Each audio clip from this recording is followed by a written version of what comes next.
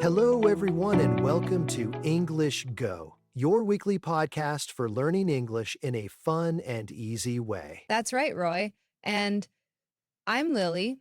It's great to be here with all of you today. Today, we have a really interesting topic, I think, something many of us enjoy. Oh, what is it, Roy? I'm excited to find out. We're going to talk about planning a weekend trip. Oh, a weekend trip. I love those. A short break can be so refreshing. Exactly. And planning it can be part of the fun, you know? Definitely, but sometimes it can feel a bit overwhelming if you don't know where to start. That's a good point, Lily. So we'll break it down. We'll talk about simple ways to plan a great weekend away. Sounds perfect, especially for our listeners who are learning English. Keeping it simple is key. All right, so first things first, what's the very first step when you think about a weekend trip, Lily? For me, it's deciding I actually want to go, like making the decision to take a break. Yeah, that makes sense. You need to feel like you need or want that little holiday. Exactly. Sometimes I realize I'm a bit tired from work and I think a weekend trip would be nice. That's often how it starts for me too, or maybe there's a long weekend coming up. Oh, yes. A public holiday is a great excuse for a mini adventure. So, once you've decided you want to go, what's next? Do you immediately think of a place? Sometimes, but often I first think about what kind of trip I want. Relaxing or maybe something active. That's smart. Like, do you want to go to the beach and read a book or go hiking in the mountains? Precisely. Knowing the type of trip helps narrow down the options. So let's say we want a relaxing weekend. What kind of places come to mind? Maybe a quiet town in the countryside or a nice hotel with a pool. Ooh, a hotel with a pool sounds good. Or even a cozy cabin somewhere. Yeah, a cabin could be really peaceful. What about you, Rowie, if you wanted an active trip? For an active trip, I'd think about mountains for hiking, or maybe a city where I can walk around a lot and explore. Walking around a city can be surprisingly active. All those steps add up. They really do. So we have an idea, relaxing or active. Then we need to choose an actual place, right? Yes, the destination. This is a big one. How do you usually pick a destination? I often think about how far I want to travel. For a weekend, I don't want to spend too much time on the journey. That's a very important point. You don't want to waste half your weekend just getting there. Exactly. So maybe like a 2 or 3 hour drive or a short train ride. Yeah, that sounds reasonable. So we could look at a map and see what's within that distance. Good idea. Or search online for places to visit near me. That's a great tip for our listeners. Using search engines effectively is so helpful. It really is, and you can find lots of travel blogs and articles with suggestions. True. Sometimes friends also give good recommendations. Oh, yeah, word of mouth is often the best. Someone you trust tells you about a great place. So let's imagine we're planning a relaxing trip, not too far away. What options could we consider? Well, if we live near the coast, a small beach town could be nice. Sounds lovely.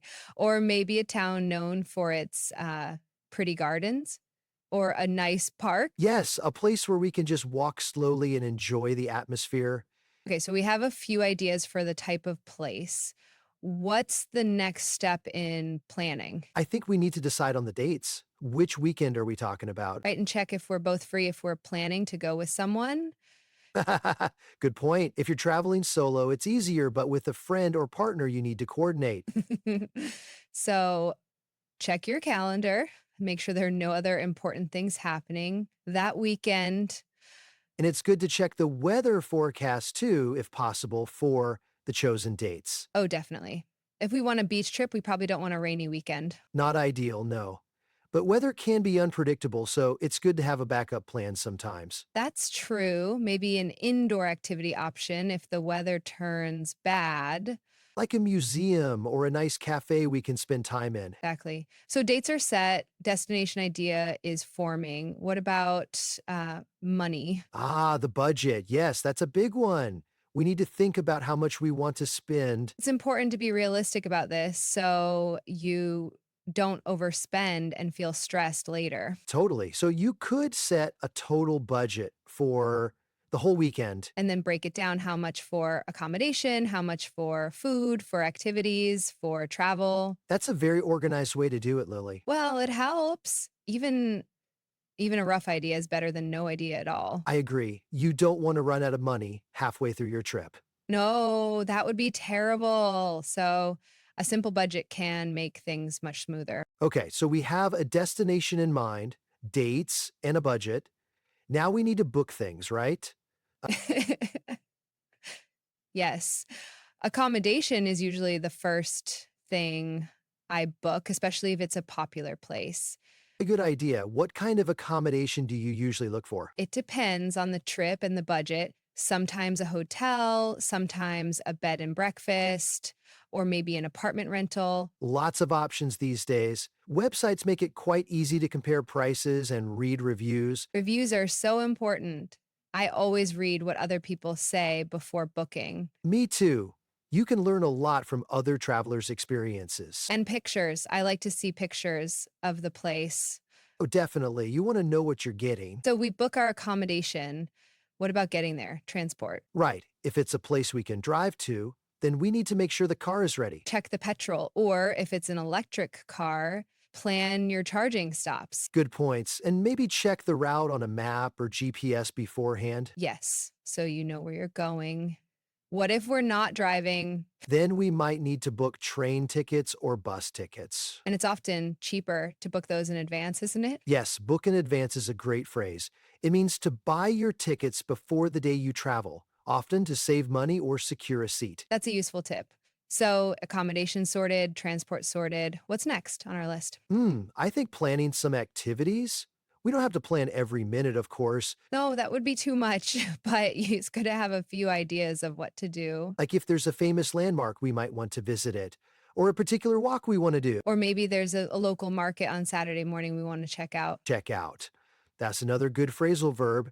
It means to look at or visit something to see if you like it. Exactly. So, research a little bit about what the place offers. You can look on the local tourist information website. Often, Or ask at the hotel when you arrive. They usually have good suggestions. that's true. So a loose plan for activities, not too strict. Yes, leave some room for spontaneous things too. Sometimes the best things are unplanned. I totally agree. Discovering a hidden gem by chance is wonderful. Okay, so we have activities. What about food? A food, very important for a good trip. Definitely. Do we plan where we're going to eat for every meal? Probably not every single meal, but it's good to have some ideas. Like maybe look up a few restaurants or cafes that have good reviews. Yes, especially if you have dietary requirements, like if you're vegetarian. That's a good point. Or if you want to try some local specialities. Ooh, yes. Trying local food is one of the best parts of traveling. It really is. So perhaps research one or two nice places for dinner.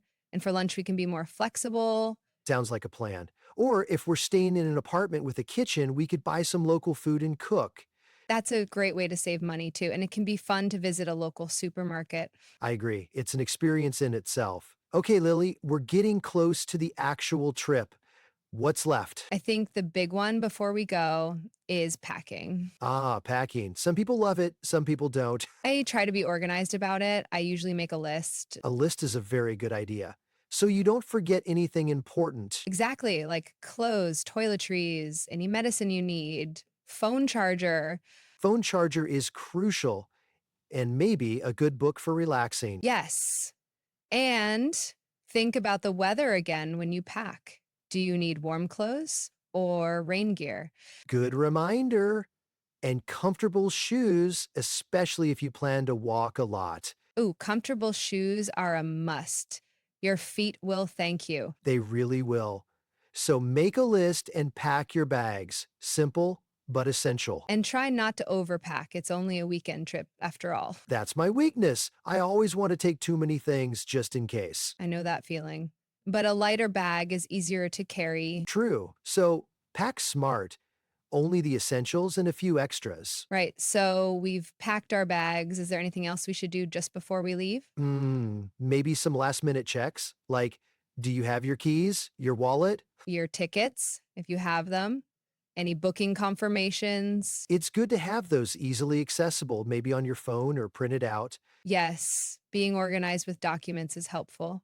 Less stress. and maybe tell someone where you're going, especially if you live alone. That's a very good safety tip, Roy. Just a quick message to a friend or family member. So it seems like we've covered a lot of the planning stages. I think so, from the initial idea to actually being ready to walk out the door. It feels much less daunting when you break it down into small steps like this. It really does. So, to recap for our listeners, first, decide you want to go and what kind of trip. Then choose a destination, considering distance and your interests. Set your dates and check your availability and maybe the weather. Don't forget to think about your budget, how much you can spend. Then book your accommodation and transport. Remember to book in advance if possible. Plan some activities, but leave room for spontaneity and think about your food options. Make a list and pack your bags smartly. Don't forget essentials like comfortable shoes. And finally, do those last minute checks before you leave. Wow, that's a pretty comprehensive guide, Lily, even if we kept the vocabulary simple. I think so too. Hopefully, our listeners found it helpful for planning their own weekend adventures. And it's a great way to practice English too, using it for a real life task like planning a trip. Absolutely. You can look up information online in English or even practice booking things. Maybe even chat with a friend in English about where you want to go. That's a fantastic idea. Real practice is the best practice. So, Lily, any final tip for someone planning their first weekend trip, maybe in a new country? I'd say start small, maybe a place that's known to be tourist friendly. That's good advice. And don't be afraid to ask for help if you need it. People are usually happy to help, especially if you try to speak a little of the local language or English. That's true. A smile and a polite question can go a long way. What about you, Roy? Any last piece of advice? I'd say remember the main goal is to relax and enjoy yourself. Don't stress too much about everything being perfect. Oh, that's a golden rule. Sometimes things don't go exactly as planned, and that's okay. Exactly. Those can sometimes become the most memorable stories. So true. The little unexpected moments. All right, so we've talked about the spark, the idea of wanting to go, Yes, that initial feeling that you need a break and then brainstorming where to go, the beach, the mountains, or a city break. So many choices. and how important it is to decide if you want a relaxing trip or something more active. That really helps narrow things down. It does. Then picking the actual spot, not too far for a weekend, Using online maps or asking friends for ideas, and checking how to get there, car, train, bus. all part of the adventure. Figuring out the journey. Then locking in those dates, making sure your calendar is clear. Maybe a quick look at the weather forecast, just in case. Though weather can be a surprise sometimes. It certainly can. Then the budget chat, always important. Knowing what you can comfortably spend makes the trip more enjoyable. Less worry, more fun. That's the goal. And then the bookings, first up, where to stay. A hotel, a guest house, an apartment, so many types of accommodation. Reading reviews is key here, as we said. Yes, learning from other travelers' experiences helps a lot. Then booking your travel if you need to. Getting those train or bus tickets sorted early can save money. Early bird catches the worm is a good idiom for that, though maybe a bit advanced for beginners. Maybe, but book in advance works perfectly. It does. Next, thinking about what you'll actually do there. Just a few key activities, not a full schedule. Leaving space for just wandering and discovering. That's often the best part. Finding a cute cafe or a lovely view by accident. Then, planning for food. Will you eat out, cook sometimes? Trying local dishes is always a highlight for me. Me too. A real taste of the place. And then the packing stage. Making that list. Checking it twice so you don't forget your toothbrush or your charger. And those all important comfortable shoes. Cannot stress that enough. For any trip involving walking. And then finally, those last checks before you head out the door. Wallet, phone, keys, tickets. The essentials. And letting someone know your plans. Safety first. So it seems like a lot, but each step is quite small and manageable. Exactly. Like building with blocks, one block at a time. That's a nice way to put it, Lily. And the result is a wonderful weekend trip to look forward to. Something to anticipate, which is also part of the joy. Yes, the looking forward to it part is almost as good as the trip itself sometimes. I agree. It gives you something nice to think about during a busy week. So we hope this discussion has been useful for all our listeners. And we hope it encourages you to plan your own little weekend getaway. Remember, use simple English, take it step by step, and you'll be fine. You can even practice by planning a pretend trip first. That's a great idea. Plan a trip to an imaginary place or a place you dream of visiting. It's good practice for the vocabulary and the thinking process. And who knows, maybe one day that dream trip will become real. You never know. That's the wonderful thing about travel. So think about it.